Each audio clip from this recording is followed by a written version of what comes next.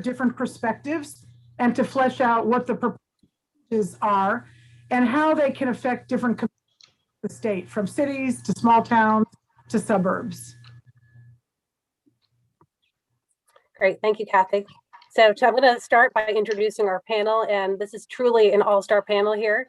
We're going to start with State Senator Tony Wong. He serves in the 28th Senatorial District, covering the towns of Fairfield, Weston, Westport, Newtown, and Easton. Hope I didn't leave anything out. Tony serves.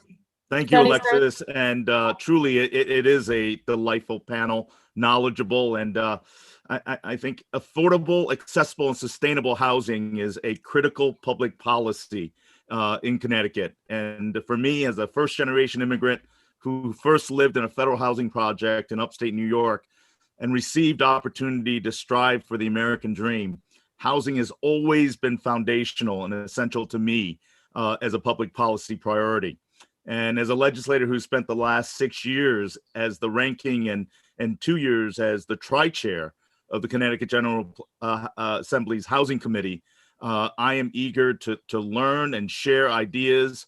I think ultimately for me, it really is a desire for a collaborative effort to address the housing needs that exist throughout our state, not only for our suburbs, but for our cities and for our rural area.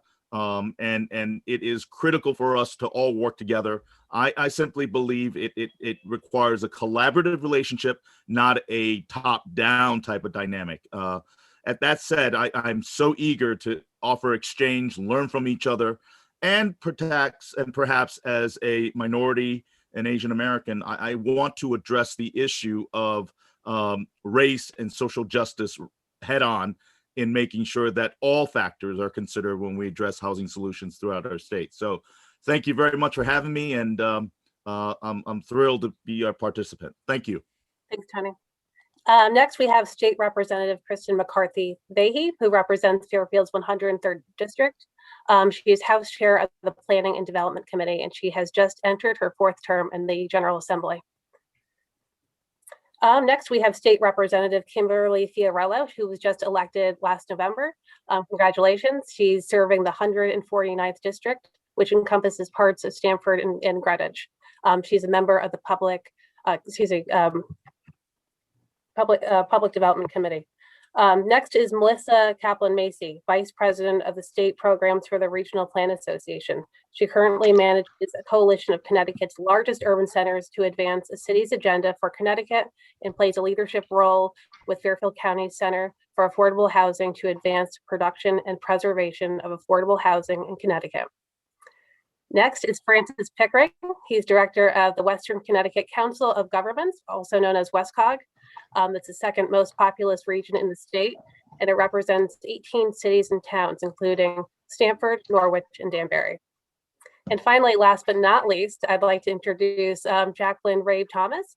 She's the Connecticut Mirror's education housing reporter. She's an original member of the Connecticut Mirror staff, joining in 2010, and she's also an award-winning reporter. So let's get started. We got a lot to unpack here tonight. And again, this will be a series of just one of many events that FairPLAN will be hosting in the coming months. We feel zoning and land use issues is one of the most pressing issues facing the legislator this year. Just want to set a few housekeeping rules. This is meant to be a constructive educational dialogue, and truly a dialogue where we're respectful to each other and we respect each other's opinions. And we just hope this is, helpful to the lawmakers too on the panel as you go back to your respective committees and perfect this legislation. So let's kick things off and let's do it. All right, for the legislators on the panel, and we will be starting with Senator Wong. What's on the table right now that impacts land use and zoning decisions, and how would it impact our communities? And for the non-lawmakers on the panel, what are your thoughts on the purposes of the pending laws? Senator Wong?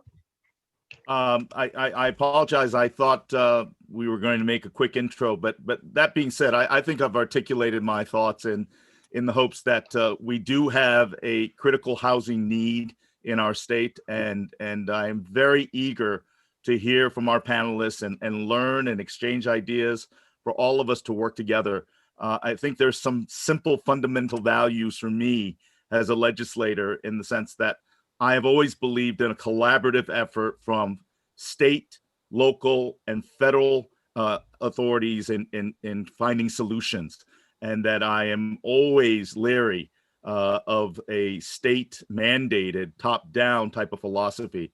But again, I've already spoken, and I don't want to take my time from the quality panel here to be able to introduce themselves as well. So No thank problem. you very much for having me again. Great. State Representative McCarthy Vahey. Thank you so much to FairPLAN, and it's a thrill to be here with this panel, and also with so many of you who are on this Zoom and who are watching, who have dedicated so much of your lives to helping build community and make our communities better places. Land use is critical. It's critical for our environment and economic future. It's critical to how we create and connect communities, and it's critical for our health, how we provide opportunities and the ability to get around and really to be a smoothly functioning society. But land use isn't just about the built environment and the land, it's inextricably tied to us as humans and our human behavior. I serve as the co-chair of Planning and Development. We have purview over zoning. There's a separate housing committee in the legislature. A lot of times when we talk about housing and 830G here in our community, that's part of the housing committee.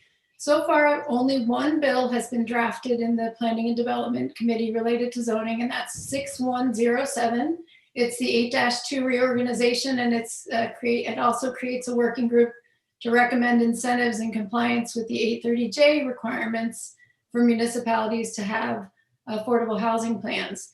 There are a number of bills which we call vehicles right now, titles that we've raised, and we'll be looking at different concepts. Many organizations have put forward ideas. Home Connecticut, the Connecticut Realtors, the Connecticut Chapter of Planners, Open Communities Alliance, COST and CCM, which are our municipal organizations, and Desegregate Connecticut, which is probably what most folks are talking about right now. Some of the pieces are, and I'll go through this really quickly, required training for zoning commissioners. Again, reorganization of the zoning statute, which has been worked on for years in the legislature, accessory dwelling units, transit-oriented and Main Street multifamily development, zoning for family childcare, and parking and traffic standards. Those are some of the things that we will be talking about in hearings, and then we'll continue to debate and work to come to consensus as best we can. Perfect is not a word we use when it comes to lawmaking. So that's all for this one. Great. Thank you, Representative McCarthy Vahey. I'll pass it on to Representative Fiorello. Great, thank you so much. I think also when we talk about zoning, it's really important to understand the character of our state, and that we are one of very few, I think one of only two in the 50 that never really developed strong county government. And that's because our towns are so old, our state is so old, and we have had a sort of an ethos of home rule for so long that in the 1950s, there was a home rule movement that created the legislation 8-2, where states were no longer wanting to deal with all these little local issues. And they basically said, hey, municipalities, you take care of your own thing. And the municipalities said, great, wonderful. But that is sort of being challenged now. And the way I see it, this Thursday, tomorrow, in the Housing Committee, there are 3 bills that have an impact on local zoning. It is HB 6430. This is local municipal housing authorities can have expanded authority 15 miles beyond their jurisdiction. There's HB 5681 that links school capital funding to the percentage of affordable housing in your town. The way it's worded, it's a carrot, but that could easily also be a stick. And there's a comprehensive bill, SB 804, which could include a lot of the ideas that were seen in an earlier bill in the summertime that was submitted by Senator Anwar. But overall, I feel like the bigger picture of these ideas is about state grab of local zoning decisions. And I feel, unfortunately, an intended consequence is a cancellation of local voice. Form-based zoning leads to fewer public hearings. Public hearings are not needed when everything comes off of a predetermined menu and you can't use the word character. I feel also there is, the government picking winners and losers. A big winner will be builders. There are major as of right automatic fast approvals, which, it's worded to say that it will save time and money for builders. Representative will Fiorella, be- we are at time. Okay. Oh, sorry. I didn't realize. Oh, 2 minutes, right? 2 minutes, yeah. Okay. My apologies. So we'll move to the non-lawmaker panelists. And for them, again, the question is, what are your thoughts on some of the purposes of the pending zoning and land use laws? And I will start with Mr. Pickering of Westcott. Yeah, thank you so much.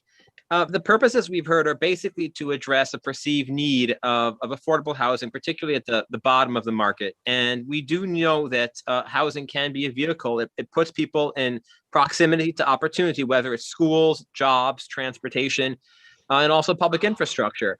The real challenge is, how do we enable people to access opportunity best? And is housing the solution? If housing is the solution, does it stand alone by itself, or do we also look at creating jobs, pathways to careers, schools, et cetera, and transit systems? And furthermore, if housing is a major component of this, what is the best way to create the housing that leads to opportunity? Is it at the state level, the local level, a mixture? That's a discussion we really need to have. The devil is always in the details. And what we're seeing right now is law proposals at the state level saying, well, we think there are problems in the housing market in Connecticut, and the solution to them may be to throw years, decades of land use law out the window and start fresh. And that's somewhat concerning and probably should give us time to discuss and look at in more detail. Great, thank you. Ms. Kaplan-Macy, would you like to answer that question? And let me know if you'd like me to repeat it. No, sure. I've got the question. Thank you, Alexis. I guess a couple of thoughts I'd like to open up with. One is that, what you said at the beginning, Kathy, our land use regulations have been around for a really long time, 50, 70 years. And when we think about, our modern state of Connecticut, I think it does make sense to take a look at what our laws look like and see if they're working for us today. Do people have the opportunity to live in communities across the state, and does our local land use support that? So I do think that's important. And I would like to point out, just in terms of, kind of maybe a little bit of an analogy there, we would never pick up the telephone that we used, 50 years ago, but we're still using, our zoning in the same ways. And not to say, I do, think it's important to be clear. It's not about throwing out the zoning. It really is about some changes at the edges. And honestly, I do feel pretty strongly that what's being proposed isn't especially radical. It really is just looking to create more homes for more people in more places. I guess one more kind of example of that, we've talked about we're all in this together a lot over the pandemic. And we have communities across the state where people can't afford to live where they work. So that's sort of something I really look at, the folks who are working in the grocery store, teachers, the folks who came out in the spring and summer to mow the lawns in the suburbs. Are there places? Is there room for that? And do our land use regulations provide room for that kind of housing that would accommodate people at different incomes, to happen? So that's sort of, the lens I do look at that through. And I guess that's all I'll say to start. Thank you. Great. Thank you. And then finally, Jackie, would you like to respond? I know that you're a journalist and we're sensitive to your role, and but we still want you to weigh in on this topic. Sure. So let's talk about the need for affordable housing. When you look at, there's two different ways to achieve affordable housing. There's, deed restricted, the 830G route, which is very controversial throughout the state. And then there's naturally occurring affordable housing. And, I went on Fairfield to see, just what housing stock is like in Fairfield this morning, to see if I, as a median household income of $98,000 for a family of 4 in Fairfield, that means that my price range, so I'm not house burdened, would probably be about $300,000 home in Fairfield. I went on Zillow this afternoon. There was 2 houses for $300,000 and under. So what that means is there's not affordable housing in certain communities, naturally occurring or otherwise. If you're talking about 30 years of what we've had under 830G, deed restricted, things that count on the appeals list, there's been an additional 70 units in the last 10 years alone. If you're talking about building permits, you're also talking about a snail's pace growth in just pure building permits for 2-family homes, for 3-family homes, 4-family homes in Fairfield. Part of my job, and the favorite part of my job, is to actually talk to people that this impacts when they're not able to find a home. I had the luxury of spending an incredible amount of time with a woman who works in Fairfield, Ashana Cunningham. She works at a daycare in Fairfield. She can't afford to live in Fairfield, and she wants to. So what she has to do every day is she gets on a bus and she goes to Fairfield, and then she comes back home to Bridgeport. And so that's her story. You asked about specific housing legislation. That's before various committees. The Housing Authority jurisdiction was raised. I've had the luxury to talk with families who have had housing vouchers, who have not been able to move to certain communities because it is their voucher, there's a lot of bureaucracy to transfer and what's so-called porting their voucher to another community. Marana Alvarez, she's only able to find a place to use her voucher in Hartford, and her kids, the water that she has to use is subpar in the home that she has. She has asthma because there's mold in the facility. I could go on and on with stories of people that the lack of housing choice. We are at time on this question, but thank you for your thoughtful answer. I believe Catherine Braun, you have a question, the next question for our panel, and we'll start with State Representative McCarthy Behe on this one. Kathy? Am I muted now? I think you're there. Okay. As a lawyer and as a zoning commissioner, and by the way, I'm not speaking on behalf of any zoning commission, I often need to interpret current and also pending legislation. And one issue is the one that's been raised already, which is the potential of a lot of the pending legislation to restrict zoning commission's ability to regulate land within the town boundaries. There are a number of proposals that have been mentioned already, but other ones as well. One that was mentioned was neighboring cities would, if this proposal, I don't know the status of these proposals, but it could expand public housing authorities into nearby towns if those towns have less than 10% of certified affordable housing units. And another, for example, would make multifamily apartment buildings as of right within a half-mile radius of any commercial corridor or transit station, which could be a big chunk of many towns. There are many others that have similar things which do not give the zoning commission sort of the unique perspective of what is in our town now, what are the buildings that are nearby, what is the topography. There are many stakeholders, which I would hope would be, and maybe they are, would be involved in the legislative process, not just sort of making public comment at a hearing, but there are many stakeholders which are either affected by or their whole purpose is focused on land use decisions. For example, homeowners, people who already live in homes. And by the way, I've been doing refinances during this pandemic. I've probably represented about 500 people in the last 6 or 7 months, all walks of life, all types of people, all places. These people live in homes and that's where they want to live. I don't think any of them want to live in a multifamily building and rent when they come home. So that's just one issue. But I worry that homeowners might not be represented. I'm not aware of any Hartford that represents just somebody who owns a home, a ranch style home or a condo or something. Environmental groups. I don't mean ones that are worried about Long Island Sound that have lobbying, neighborhood groups that are worried about the little pocket park, area of open space that could be developed into a 65-foot tall building. Historical preservation groups. Kathy, I think basically the question that you want to ask is, are all stakeholders' concerns being addressed? And if not, how can we ensure they are before the laws are passed? That's my question. Yep. Thank you so much for that question. So one is we do have a lot of stakeholder groups who actually are represented, and people might be surprised to know that groups that include the Connecticut League of Conservation Voters, the Nature Conservancy, the Citizens Campaign for the Environment, the Audubon, the Connecticut Land Conservation Council, the Connecticut Bar Association, and then CCM and COST. And for those who don't know, those are member organizations for our municipalities.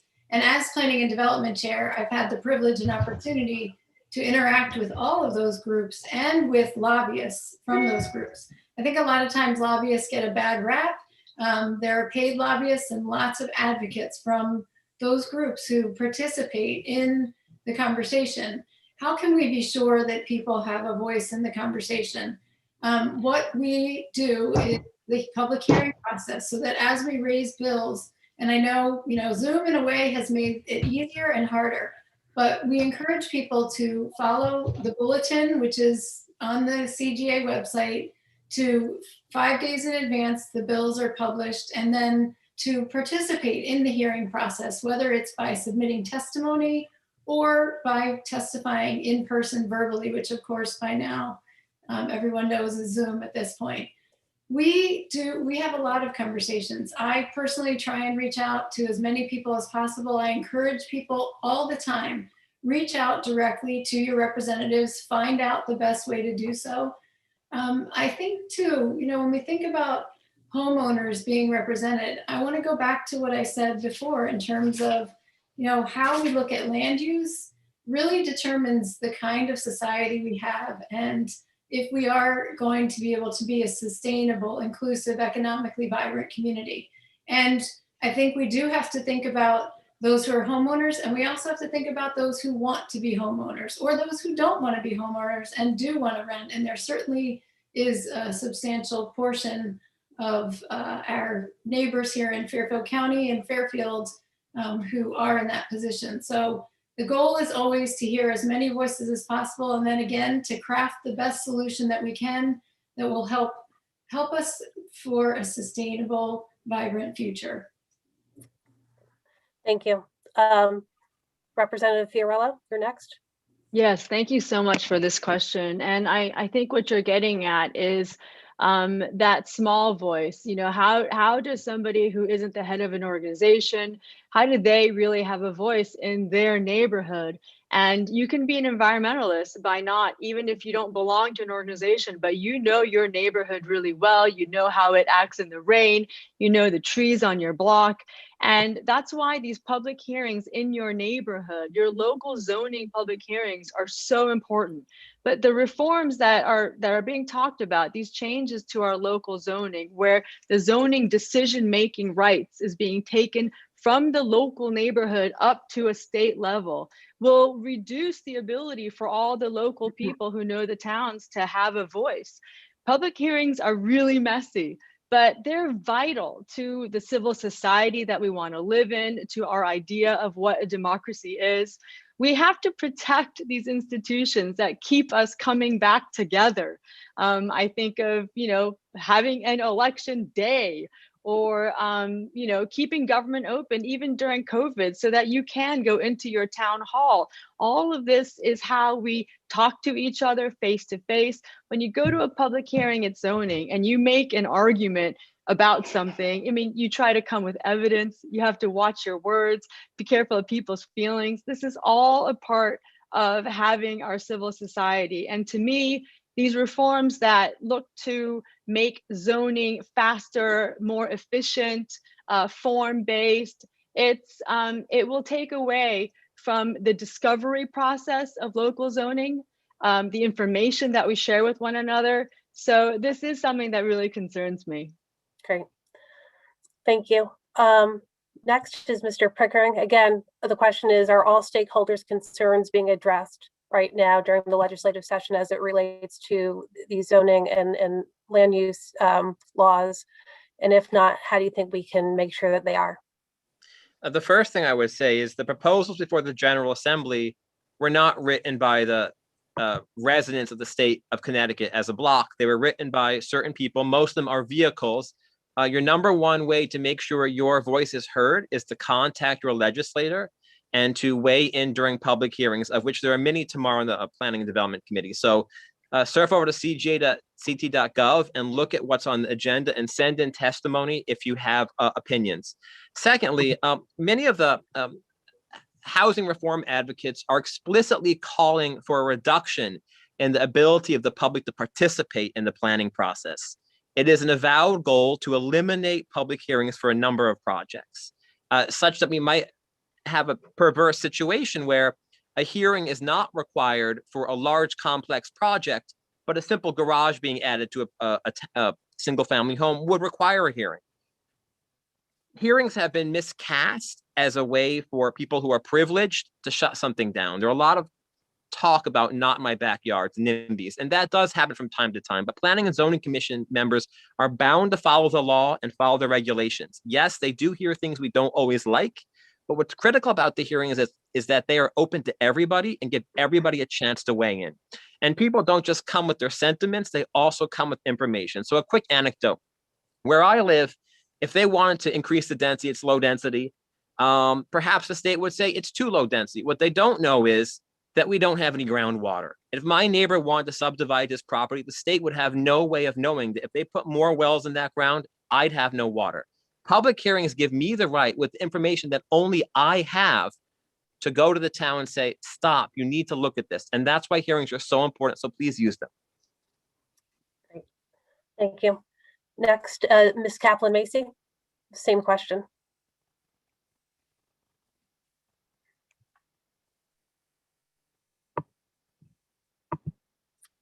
Hopefully you can hear us.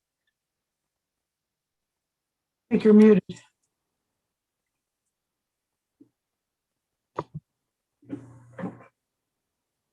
All right, we will skip her for now and we'll go to Jackie.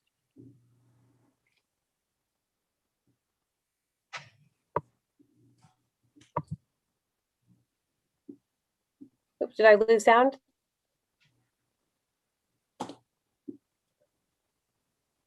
Can I be heard?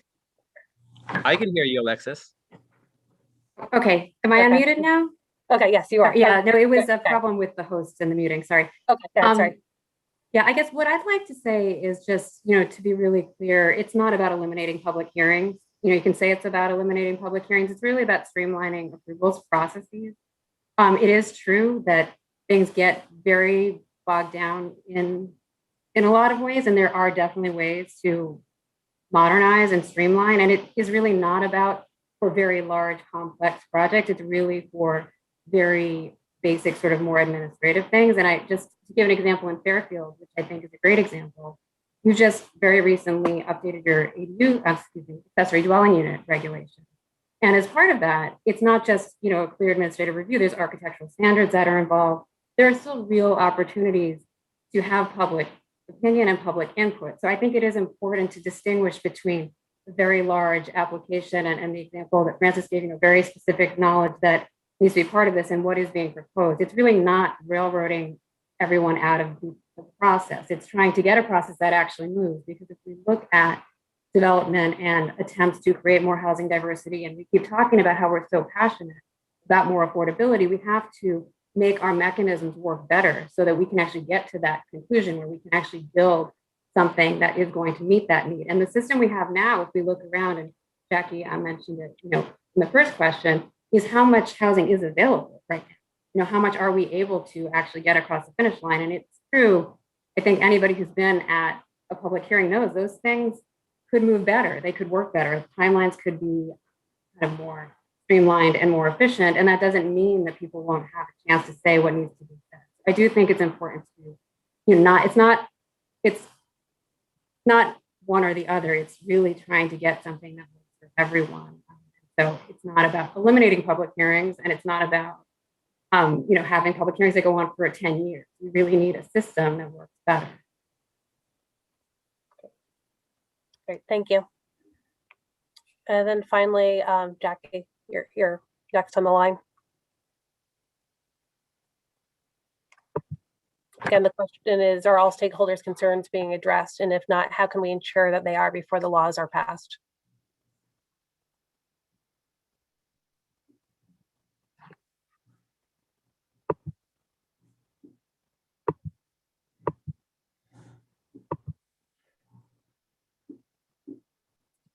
Jackie, can you hear us?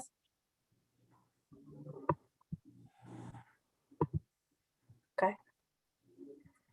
All right, we will hold on that for now. Sorry. And we'll go to the next question. A year ago, Governor Lamont set the aspirational goal of doubling the population in our cities, which is needed for Connecticut to attract people and businesses to our state. In fact, the State Economic Development Commissioner said, and I quote, "We've got the suburban and rural areas covered. We need to work on the cities for the next 25 years. Will the proposed laws help achieve this goal? Are you concerned that some of these laws would potentially shift the population from cities to suburbs and potentially hinder any kind of renaissance to our cities?" And I will start with Representative Fiorello.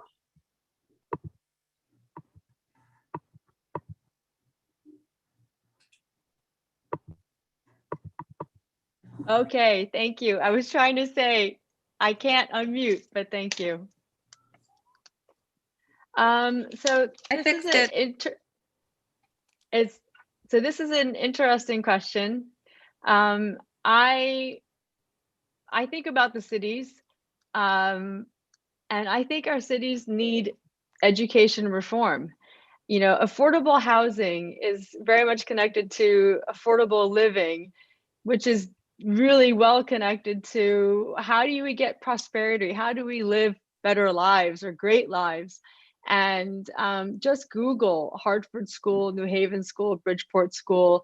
In 2016, Bridgeport ranked the highest in the nation in family flight of middle income families leaving our cities. This was a study that looked at 100 metropolitan areas across our country. So we want to help our cities. We really, really need to look at education. And I think that we have an amazing example of charter schools. The charter school in Stamford, near my district, is a phenomenal elementary school. They are doing amazing work with half the amount of money. Charter schools get only $11,250 in our state budget per student. And the Stanford Excellence School is the #1 elementary school in our state. Their fifth graders are off the charts on math and reading. And this is a wonderful example. It is a public school. It's funded by tax dollars. It's only by a lottery system. And I would love to see a flourishing of education across our whole state, but especially in our cities. And I'm really grateful to know that this idea is something that a lot of people in the cities want. We have a school in Danbury that is desperately trying to open up, Danbury Prospect. They have been lobbying the governor. And this is on my mind when I think about our cities. Thank you. Next is Mr. Pickering, you're up. Yes, thank you. I'd rather speak about urban areas writ large, because we have large cities, small cities, and we have smaller urban communities. And what they all have in common is that over the last several decades, they've been disinvested in. They have lost population, they have lost investment. And if you travel around these urban areas, you see signs of blight and dilapidation, and it's really heart-wrenching. And the proposals before the General Assembly right now, many are just vehicles. We don't know the exact details, but they largely do not address this. They say, well, perhaps there's a lack of opportunity in the cities. And so the solution on a household basis is for people to relocate out of the cities into areas that have opportunity. They do nothing to address opportunity gaps in the cities. And it's really frustrating and problematic in 2021 to be talking about policies that do not represent a break with the past. The last 50 years have been disinvestment in the cities and relocation out of the cities and urban areas. And these policies, by and large, would result in more market rate housing construction out in suburban and ex-urban and rural areas. Now, who would move into that housing? Well, potentially it could be empty nesters looking to downside. We have a lot of large homes from the 80s, 90s, and 2000s. Children have gone to college. That's great. But who else would move there? Connecticut's population is not expected to grow, and developers only build when there's a demand.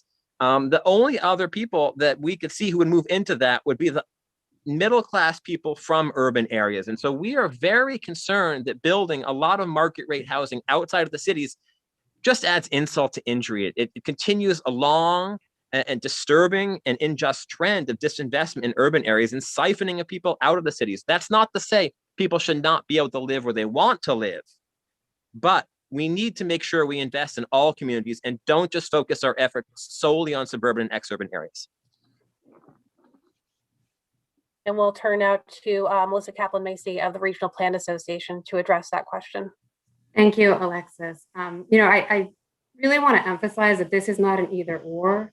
It really is a both and. We absolutely need to be investing in our cities and investing in our suburbs. And so the proposed land use changes that we're talking about primarily tonight aren't meant to say that we shouldn't also be investing in our cities. So I think it's really important to make that point, and that it is an ecosystem.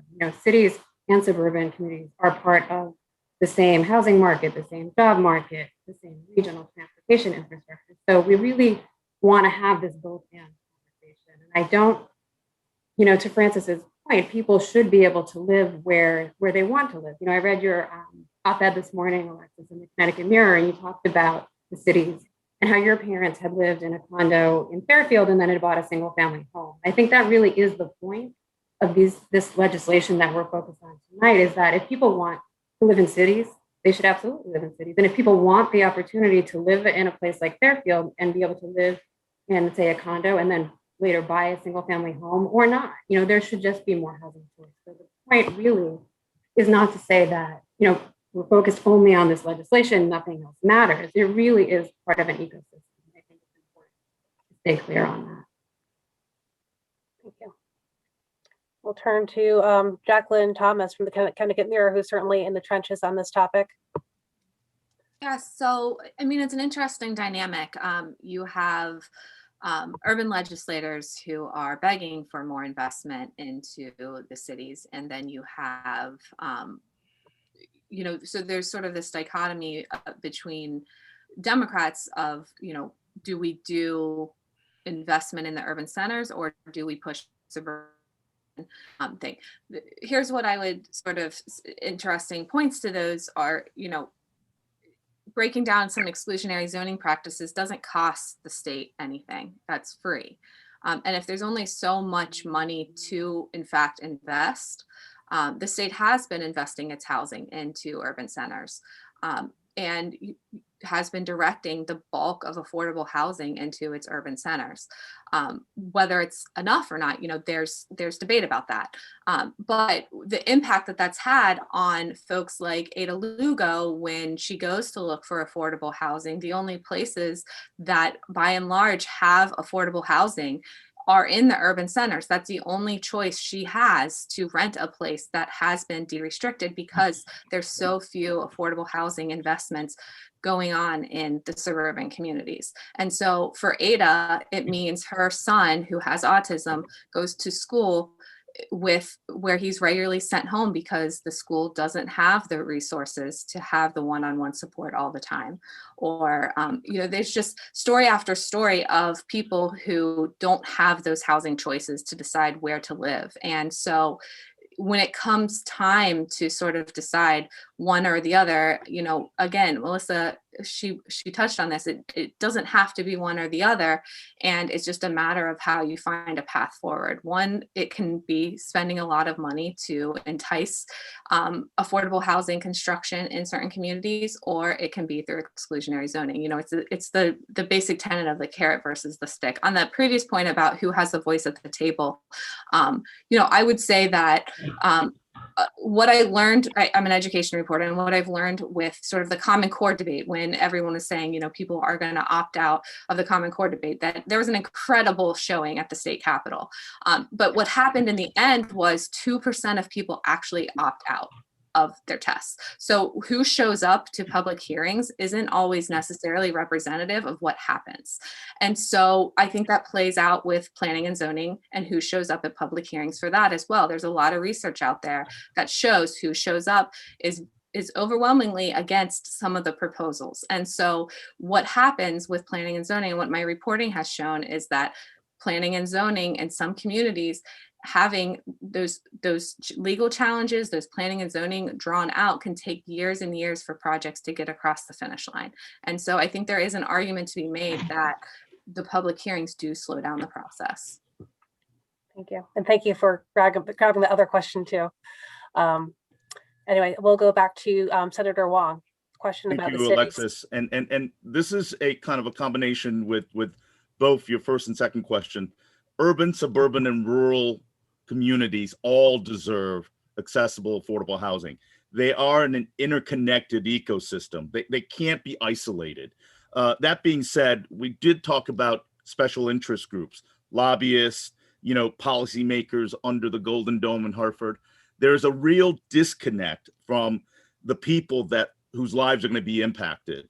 And that is one of the challenges is when Jackie talks about education examples and zoning becomes a very kind of a engaged process when people feel as though they're finally getting the information secondhand and it's imposed on them and they didn't have a say upon its implementation. People get very emotionally charged. So when she talks about the idea that, sometimes public hearing slows the process down, I think the frustration is the fact that they never knew these laws got passed and how it impacts their lives without fully understanding it. So I think one of the biggest issues that we need to address and through this kind of communications is to educate people what is being discussed and have a real analysis, an honest conversation with all the shareholders.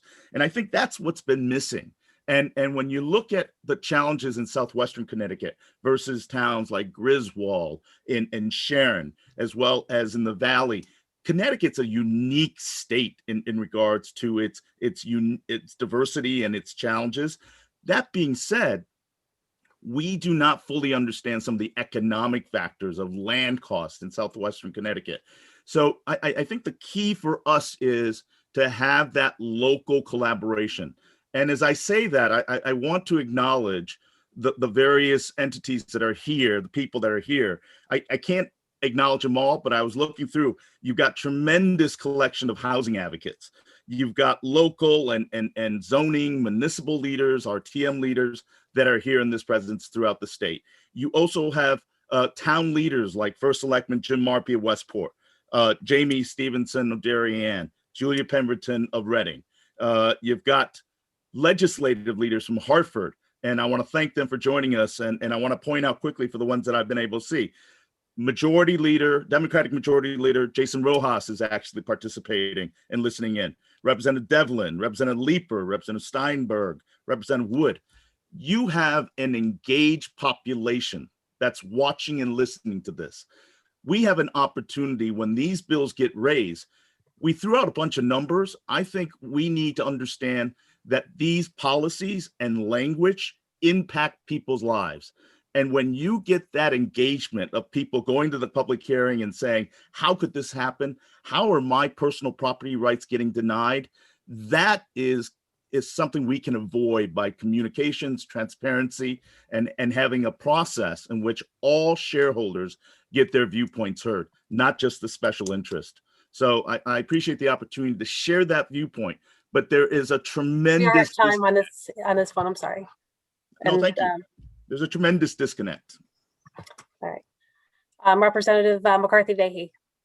Thank you, Alexis. We as legislators, we are the connection between those of you who live and are our neighbors and Hartford. And it's our job to help make that connection as best we can. Inevitably, probably about half, or for some of us, a little bit more than half of the folks who are reaching out to us, maybe people we disagree with on issues or maybe didn't vote for us. So back to that, we're not going to create perfect legislation. I just want to touch base on the idea of the either or. I'm a both and kind of person. The legislature absolutely we have to walk and chew gum at the same time. We have to invest in our cities. When I think about our cities becoming vibrant and renewed, it is extremely exciting. We've got to make sure that people have choices, and choices that are real, so that they can live in a city that they feel safe in, that they feel that they're getting the education that they want, that they have job opportunities. Those things have to happen. And we also have to provide opportunities for people to choose to go to other communities outside of the cities, whether it's rural, suburban, or inner ring suburbs. You know, the conversation we've had over time about population growth, and earlier the idea that Connecticut's population isn't going to grow. Well, what can we do about that? What we can do is to be a welcoming and vibrant place. And one of the things we're going to have to do if we grow, which by the way, as communities grow, it helps the tax base and helps reduce that burden, is to develop and make sure that we have adequate housing opportunities. We have to do it in a smart way in places where we have the infrastructure. We have to think about the environment, all those things. But I do also want to touch on the fact that the language we use as we have these conversations matters. This is not a perceived problem. Affordable housing is not a perceived problem. It is a demonstrated real need. It's not a perception. And we have to come to solutions. So how we choose to talk about it is important. We as state legislators can have the opportunity to look at what we can do to help support and give our communities tools, because these zoning changes that we're talking about, that's not going to take away the 830G piece that is still out there. That's another conversation. So by doing some of these zoning changes, we are potentially giving municipalities tools to be able to have some guardrails and to look at what we do want, what we can have, and what we need, not just for people who are already homeowners, but for those who want to become homeowners as well. Thank you. And then before we turn to our final question, which Kathy will be asking, is if anybody who is in the audience would like to ask a question, please put it in the chat and we will try to get to it in the final half hour of this panel. So Kristen, you actually brought up a great point about 830G. I know Kathy has a question about that. Yeah. Go ahead. Okay, so many people know what 8-30G is. It's basically an appeal statute which allows somebody who wants to build a complex, which has, I'm simplifying it, which has 30% units rented at affordable rates based on the median income. It need not follow really any zoning regulations at all. The only thing the only way it could be denied is if the zoning commission has proof of significant health or safety concerns, but the zoning regulations go out the window. The purpose, obviously, is to encourage developers to reduce their soft costs and make it more likely that these projects will be approved. It's been prone to much litigation because what happens sometimes is people buy their small, modest little ranch house, and then a 65-foot tall superstructure gets approved next door within 2 feet of the boundary line. And that's, unless somebody can prove a significant health or safety issue, it will be approved. So this has actually resulted in quite a bit of additional affordable housing. All the new laws, as Kristen pointed out, they don't seem to deal with 8-30G. So this creates a couple of issues that I hope all of you can, with your expertise, can address. One is, will it cause a shift of development from affordable housing to full market rate housing? Because wouldn't it incentivize, if you're reducing the barriers for full market rate housing by changing fundamental portions of our zoning laws and making it much easier or almost mandated that somebody couldn't turn down multifamily housing in, a third of the square miles of this town, or different other proposals that are up there. If you're making it that much easier to get multifamily housing, and are you having the effect of shifting from affordable housing to full market housing? Could that be a result? And another one is, because it's not dealing with 8-30G, towns that, the target of 8-30G is to get every town, I guess, up to 10% of its housing stock being classified as affordable. If you're encouraging full rate housing, you're significantly changing the total housing stock without adding affordable, which means no one will ever get to that target. And it doesn't seem to me to achieve the goal of helping to have more affordable housing, but that's for you guys to answer. So the question is, would the new laws have an effect on the shift development from affordable housing under 830G to full market housing? Yes, and people have touched on that a little bit. Another component is how will this affect towns that are subject to 8-30G, which is probably most of the towns in Connecticut. Okay, all right, Francis, you're up for this one. Yes, thank you. I'll take the second part of the question first. The 10% threshold of housing that is considered affordable for 830G does not include a lot of housing, and we know we'll never reach that in many parts of the state, at least not foreseeably, because there's not adequate development pressure to build housing there. So 830G has some well-known problems. The bills before the General Assembly, or at least the concepts, do not address these problems. Instead, they go a different direction, leaving 830G in place. So we have two competing frameworks, as it were. The framework we're looking at right now, which is the market rate housing, the point that she made is well taken. And if you are a developer, and historically you said, well, the only way for me to build multifamily housing is to go the 830G route, which means I have to set aside some of the units as affordable, then I'll do that. If by right you can build multifamily housing without affordable units, well, you take a hit on the affordable units. Your profit margin is less. You will not do that. Why go through a more complex project to have a lower profit margin when you can build a project more expeditiously with a higher profit margin? So we're very concerned that these would undermine 830G. We're also very concerned that they would undermine other approaches that some towns have taken very successfully in Fairfield County. These include inclusionary zoning, where developers build affordable units without using 830G. They include affordable housing trust funds. Some of the proposals would undermine the fees that go into that. And they include planned developments, which are not in the same location for multifamily housing as the bills would propose. There are a lot of zoning innovations going on right now in Fairfield County that are not really taken into consideration by the bills in front of the General Assembly and could potentially be undermined that. And ironically, these bills, if passed without modification, could set back the construction of affordable housing in our region. So that's why it's so important for people who are involved in these successful innovative zoning strategies and approaches to contact their legislators and bring this to their attention, because we do not want to throw out the baby with the bathwater. Okay. All right, Melissa, you're up on the line here.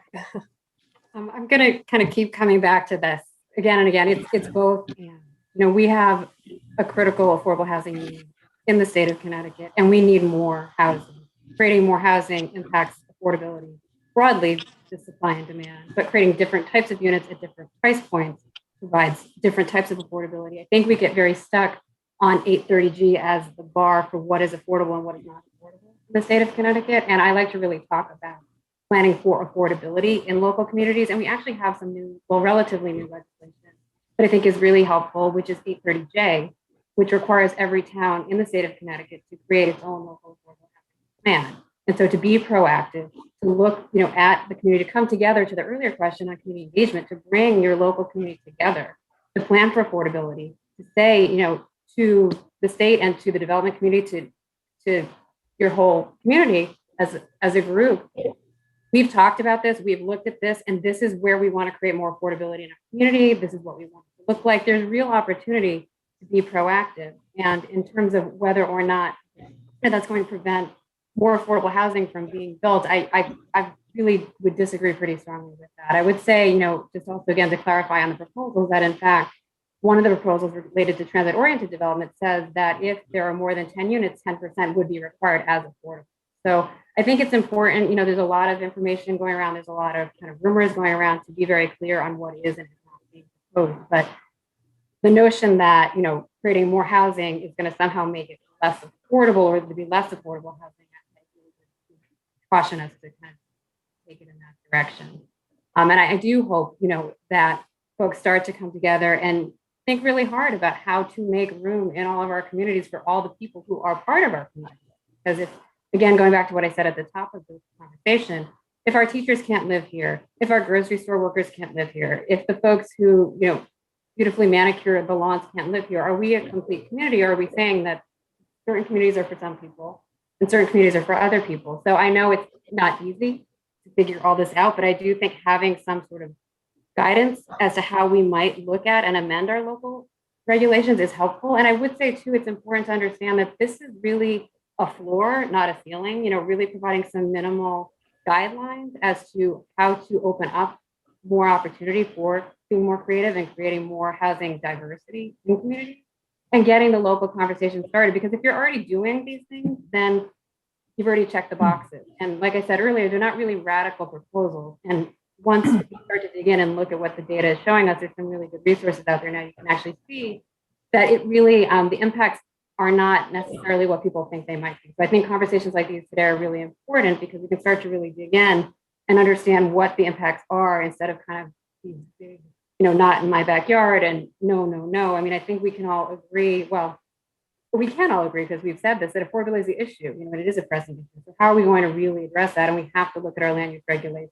There's no way to address that issue without addressing land. Thank you. Okay, Jackie? So an incredible amount of time and energy is spent debating 830G and the merits behind it. But to Francis's point about sort of this isn't really what's going on in the legislature is not really about the 830G, what's going on right now. It's about the other side of the spectrum and allowing things as of right. And so, going back to me just looking on Zillow earlier today, land in Fairfield is $200,000 just to buy the land. And I have a hard time believing that if you put 5 houses on there or 5 townhouses, those houses will go for the same price as if you put a single family home. And so, I don't think that I think the market will be able to somewhat correct itself to bring down housing prices, naturally occurring affordable housing. It's sort of the basic fundamental principle of with density comes less costs. It makes things cheaper potentially. And I think that's a sort of a fundamental principle behind that. In certain communities, will you have some developers who maybe see, rising housing costs and still have things out of reach for your extremely low income individuals? Absolutely. But it will bring down some costs for some individuals like Delene Falcone, who her budget is only $200,000 to buy a home anyways. She's a retired veteran and she wants to downsize. She only has $200,000. She can't purchase that property and, live there. So I think the reality is, 830G is one route, and ending some exclusionary zoning practices is another route that the legislature is exploring right now. With more density comes housing prices declining. And so if you look at what Fairfield has in fact prioritized over the last 30 years since 830G, about 3/4 of the new housing permits that have been permitted in Fairfield have been for single family homes. Fairfield has not prioritized those high density or even just a duplex or a 3-unit that has not been prioritized in Fairfield. And so that's naturally occurring affordable housing. So they're just fundamentally different things when it comes to 830G versus, allowing a duplex as of right. Thank you. All right, we'll bring it back to the legislators. Tony. Yeah, this is such a interesting conversation. I welcome that perspective and a little history. 830G was really a well-intentioned proposal. And it was 30 years ago, but it really hasn't met its mission or its goal. One of the problems is we're talking right now about enabling local zoning and changes. We're equally resistant on the other extreme to take a look at any change to 830G to really meet the current challenges. So it really isn't a one-way street. It needs to be a two-way street to really explore all components of how we can create an effective ecosystem. And let's not forget the goal. I think the goal really has to be how we can create affordable, accessible housing. And instead of using 830G as the hammer in some cases to increase housing numbers, we really need to understand that in order to create viable, affordable, diverse, and accessible housing, it needs to be done in an organic way and a sustainable way in which true neighborhoods grow. And that means neighborhood and communities in all the sectors I talked about. You're going to hear me repeat myself. We have to succeed in our cities, in our rural, and in our suburbs. And we need to collaborate, not to have private developers take away the set aside of 830G to meet those housing goals. We need to have state, local, and federal authorities collaborate to meet those challenging needs that exist in different ways in our community. Bottom line, we need to create communities We need to create neighborhoods that are sustainable for jobs, for a sense of community support and mentorship. And ultimately, we also have to look at an entire ecosystem of addressing our schools and opportunities for people, public safety. Those are all essential components of how we grow neighborhoods. We're not talking about that. We're simply looking at a surgical fix of a narrow band when we're not addressing all the complexities of all the other areas that have critical need. I agree.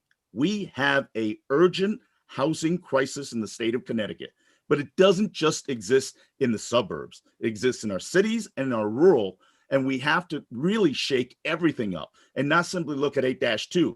Maybe if you really want to be honest, let's open up 830G. Let's have a real conversation.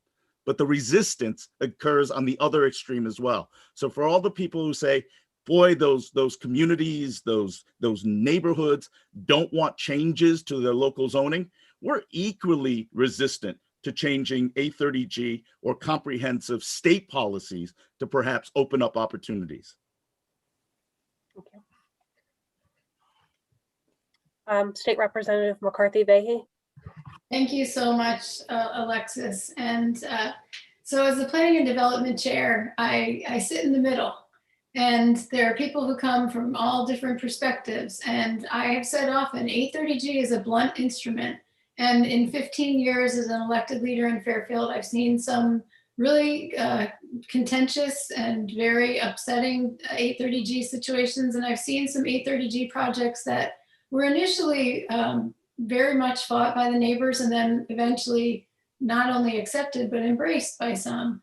I think that the question around how these laws would impact 830G, a couple things. One of the proposals that we have is to require training for our land use commissioners. Not all land use commissioners are lawyers, and if they are lawyers, they don't necessarily practice in that aspect of the law. When you think about land use and its impact, as we've been talking about, on our day-to-day lives as communities and our ability to create community, as Senator Wong was just saying, we want to make sure that people have the tools and the skills that they need to do that. And that's just one small piece of it. I think when we think about the balance between private developers and public investment, we need to think about that balance in terms of what the market can provide, and certainly we want to see a vibrant marketplace. Some of the proposed changes, as I mentioned before, will give communities tools. I'm not of the mind that, as I think Francis mentioned, that we're going to see that there will be less affordable development. I think, again, we're trying to welcome and create vibrant communities in sustainable ways and build in places that it makes sense to build, where it makes sense to build. I think the word density is one that we haven't talked about a lot. It's one that I find a lot of folks get concerned about, the level of density. A lot of the 8-2 changes that are proposed would require that developers abide by the local zoning codes. I do want to mention too, we're talking a lot about the state. I think one panelist, I don't remember who said it, but grabbing power. 8-2 is the statute that actually enables municipalities to create a broad range of regulations. It is the state that actually provides that authority to the municipalities, much as we do in so many other areas of the law when it comes to education or so many health, so many things that we do. We as a state do provide that framework and then allow municipalities to make decisions within. The bottom line is, we have to spend as much time investing in getting to yes and getting to what we need to solve these very real problems for the people who are our neighbors, for the people who want a place to live and sleep. And I had one panelist on a panel a couple weeks back talk about the fact that he had a homeless woman who was presenting who said that she was told that she needed to dream big. And she said, how can you expect me to dream if I don't have a place to put my head at night? That's what we have to be solving for. And that's what we have to focus on, how we get there, how we bring people together to have the conversations to address this crisis that we're facing. Thank you. Thank you, everybody. So that concludes the portion of our questions from FairPlan. Actually, Alexis, I didn't get a chance. Oh gosh, no, oh gosh. Oh, That's okay. I'm not trying to skip to the end. I'm sorry.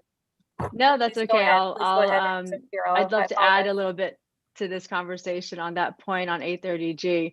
So a lot of our towns, when it comes to 830G definition of affordable housing, it really is, it's quite narrow to deed restricted houses built after 1990. And when we limit people of lower means to deed restricted homes, we also deny them the opportunity to benefit from real estate investment growth, that nest egg that all of us, look forward to as we live in our homes for more than a decade and we see our neighborhoods flourishing. And so, we want to see reforms on 830G to actually include naturally occurring affordable housing, housing that just in the market is at a lower price naturally. But that would be a great reform, and that would show a lot of our towns real state of how much affordable housing, truly affordable housing do we have. But also when it comes to housing, people first look for work, they look for jobs. And then once they get a job, they look at schools where their kids can go to the schools, and then they look for housing. So it is it's a continuum, and it's sort of an integrated problem that we're looking at, but we have to see the bigger picture. Also, these are not suggestions or recommendations from a think tank. These are laws that we're discussing, and they're top down, one size fits all. They're not really tools or guardrails or guidelines, they're mandates. And maybe it's more accurate to say the state will grab back local zoning decision rights, but our towns have always been driven in a way of always making decisions locally. So I guess the question is, has your local zoning board failed so badly that you need state unelected experts to step in? Are parking minimums exclusionary? Is considering, stresses on your sewer system exclusionary? Because that's what will happen. Builders will have broader as of right at 50% near transit or commercial corridors. So the reality is, if you live near transit or near a commercial corridor, builders have more as of right. You can't say, hey, if you're going to put 8 units, it should have 8 parking lots. You can't say that anymore. And I'm just not sure that that's what our towns want. If these are suggestions from a think tank, then that's wonderful. Planning and zoning people and first selectmen and town councils can consider them. But these are mandates. Thank you. All right, so I will go back to what I said 2 minutes ago, and apologies again. This concludes the portion of FairPlan's questions, but I know there are several questions from the audience. So my co-president, Mary Hogue, who's been our technological wizard here, will go ahead, Mary. Can you hear me? Yeah. Yeah, okay. The first question we got is, in Fairfield, there's a tension between affordable housing laws that remove local zoning restrictions and allowed large rental units to be built, and the Connecticut state racial balance law for schools. In Fairfield, it is exacerbating issues at the elementary level. As policymakers, do you support the 2 laws as they are written, even if it means a child who can walk to school in 5 minutes may need to be bused across town to a different elementary school? If you do not support the outcome, how will you advocate to modify these laws? Thank you. Is there anyone that wants to take that question first? I'm happy to add to it. I think it goes back to what I said, that you need collaboration. Laws as they are drafted are static, and they don't always, even though well-intentioned, do not always fit the criteria. In this example cited is the McKinley School. McKinley School is one of the most fabulous schools that you could have anywhere in this country, with over 50 languages and ethnicities celebrating diversity. But their test scores, as a result of some of the challenges of language, and is not consistent. So under the state statute, it does not meet the racial requirements. But having experienced this and bringing the education commissioner nearly 4 years ago to go through their curriculum to see the richness of the program, you understand that sometimes what we occur locally does not fit the imagery of a perception for people that don't live in the community. So when I talk about the question, I think we need to have all parties and all shareholders engage in finding solutions, not a top down, because right now the solution you're just talking about is the state thinking that it knows what it needs to do based on numbers. It's not real. It's not inherent in reflecting the challenges in the community. And that's the trouble right now with the things that are happening is we've got well-intentioned potential media, well-intentioned policymakers, but have no interaction with all the significant local shareholders. We need to change that dynamic. We need to get everybody involved into the conversation. So Alexis, if I may, Go ahead. I think this one is a little more Fairfield specific. Fairfield, the racial imbalance statute impacts just a handful of communities in the state. Fairfield is one of them.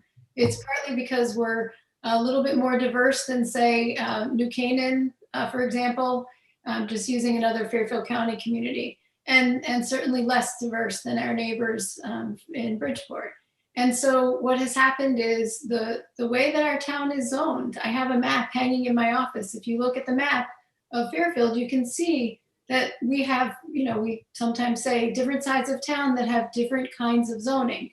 And as a result, the affordability in the area of town where I live is, and I'm using affordable as a relative term to Jacqueline's comments earlier, but we have two schools, actually, one which is currently imbalanced and another which is on the edge of imbalance. And why was that law created originally? Because we wanted to stop school segregation. We wanted to stop years ago, I didn't create that law, but we meaning the state and all over the country, we wanted to say, you know what, we really don't want to have kids segregated in schools, or we don't want to have schools that we feel like kids are being treated differently there. I couldn't agree more with Senator Wong. McKinley and Holland Hill are two of our tremendous schools in the community. And we have folks who walk to school who absolutely love being able to walk to school. When you, having served on the local committee for years, what you realize pretty well over time, it took me a little bit, is that the zoning certainly plays into that, and it's harder to solve for some of that. So I think that that's, just one part of the racial imbalance piece. I know there was more to the question, but I know there are other questions, and I'll leave that be. Thank you. Anybody else want to add anything?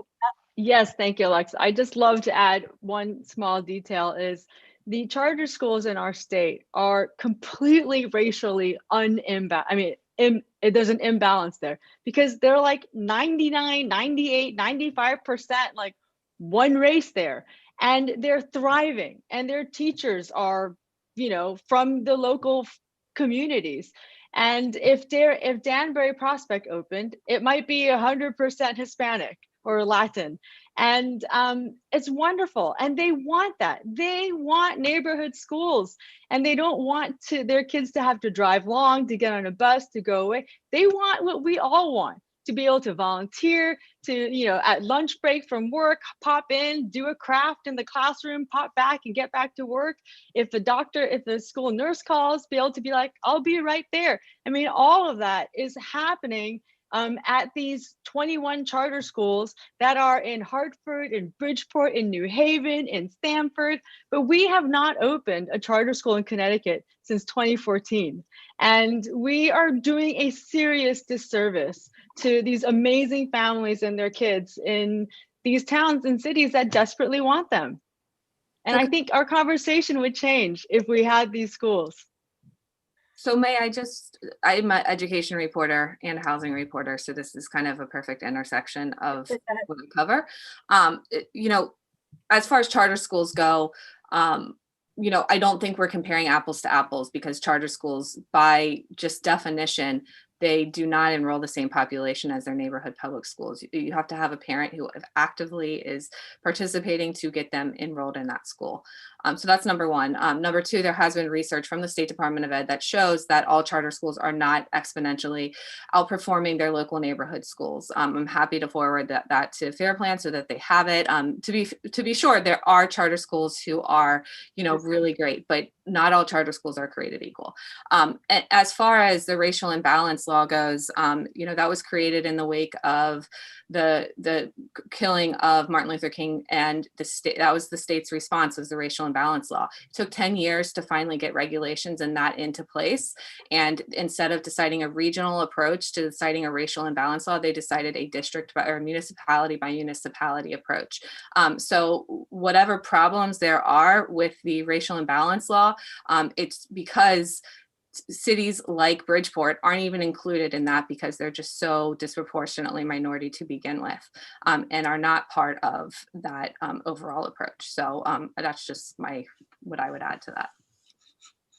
And if I could just add one more on that point, if we talk about racism, there are 6,000 kids currently on waiting lists, and charter schools are not a part of the budget. They're a line item. They're like our historically Black colleges that have to come back every year and beg for money. And these are parents that want it. And what the reporter said is what these parents get told. And you can imagine their heartbreak and frustration. We're gonna thank you. Thank you for your passion on this topic. We'll have to move on to our final question because I'm just looking at the clock. Go ahead, Mary. Hi. One other question is, the two issues the panelists keep touching on is, number one, the need for more affordable housing than is provided under current law, and number two, the need to maintain or enhance individual and community involvement in the process. What is the proper balance of those two elements?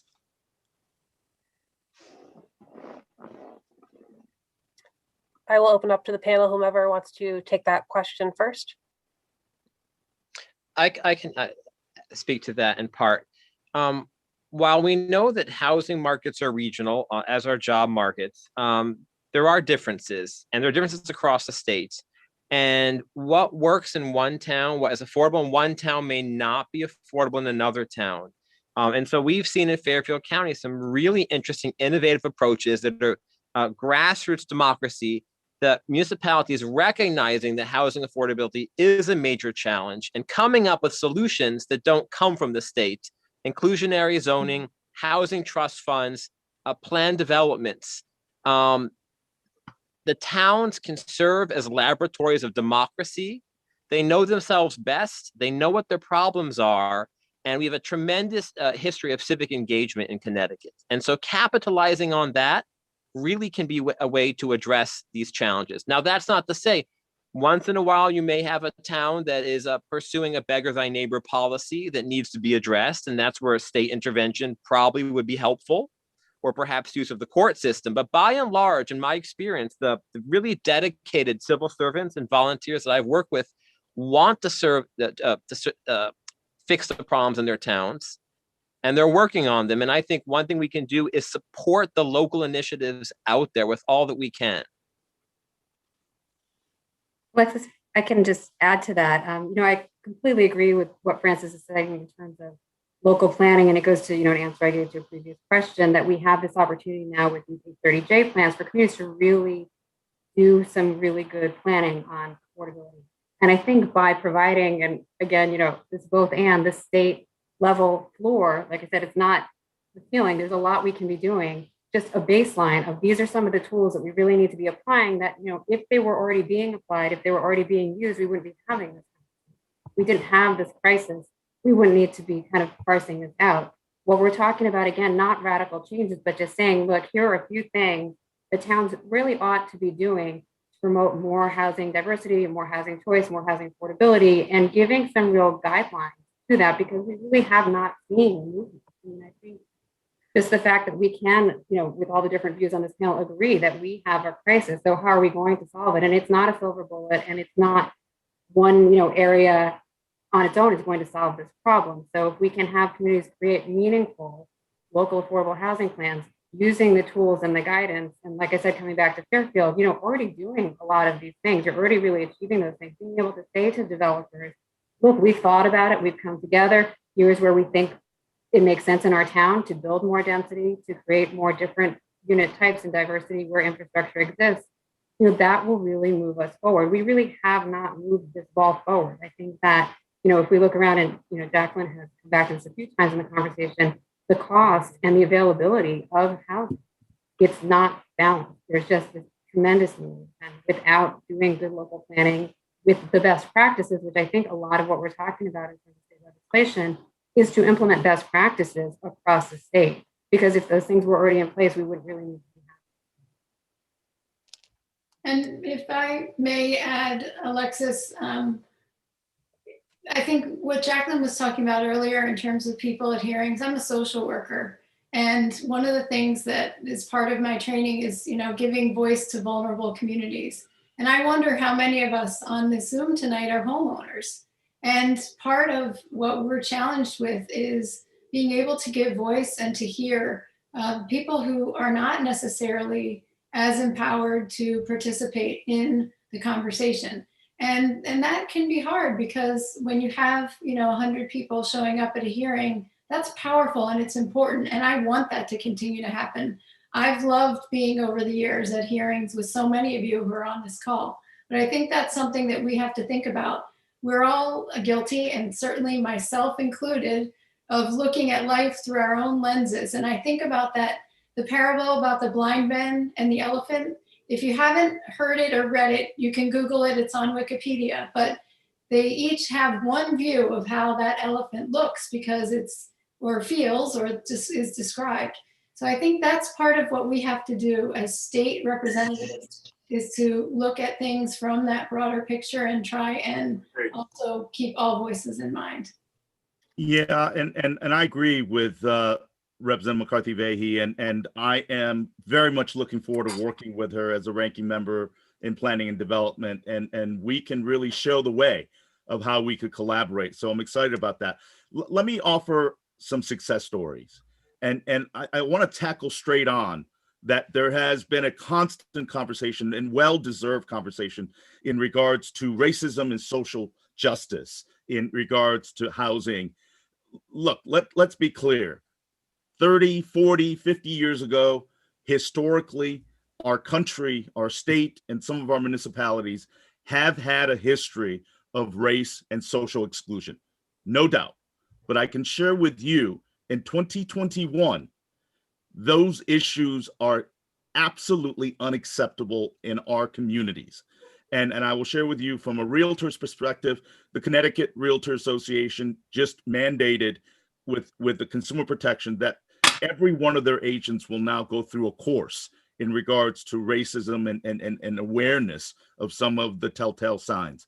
That being said, it is important that we look to address the issue with facts, not simply emotion and innuendos. I will share this with you as the state senator representing Westport and Fairfield, to call some of the residents and the nature of the town as being exclusionary and racist insults me as a legislator, insults me as a resident. I think we need to understand there are economic situations, there are challenges, but people are striving to move forward. And to use race and social justice as a barometer, it is a part of the conversation, but it should not be the driver without basis of fact, without basis of solutions. It shouldn't be the hammer that leads people to take policies. So as I say that, I want to share the success stories. Fairfield. We do have to, we are coming up on the top of the zones. hour, Tony. I understand that, but I want to talk about the your success thoughts. stories and affordable housing task force that implement 5-year plans. We need to talk about solutions that are being underway and how it needs to continue and accelerate rather than for Hartford to their enable or takeover of local zoning. We need to all collaborate together. So I appreciate FairPLAN's opportunity to share those viewpoints. It is a work in progress, but it is work in which we all need to collaborate and not have the state tell our local municipalities what to do. I think that's a good. Bravo. commercial for Fairfield Juventud is actually having a forum with the Fairfield Museum and History Center starting at 7:30 if you want to keep the conversation going tonight. Very good. Thank you. And I know we're at the top of the hour. I want to be sensitive to everybody's schedule and lives. Thank you to this amazing panel. You guys are just great and provide a lot of insights and things to think about. Before we log off, I just wanted to acknowledge the scores of town and state officials that are in the audience tonight. As Tony mentioned at the beginning of the call, we have First Selectman Jim Marbury of Westport, Darien First Selectwoman Jamie Stevenson, First Selectman Don Lowe of Sherman, First Selectwoman Julie Pemberman from Reading. We have several state reps, including State Rep Laura Devlin, Jen Leeper, Jason Rojas, Craig Miner, Terry Wood. So I think, and Jonathan Steinberg, and many members of the Fairfield RTM, Town Planning and Zoning, Affordable Housing Committee, and a lot of other civic organizations. We're grateful for your engagement. We hope to keep the conversation going and look out for more events from FairPLAN. Thank you, everybody. Stay well. Thank you. Thank Thank you. Good night. Good night. Thank you.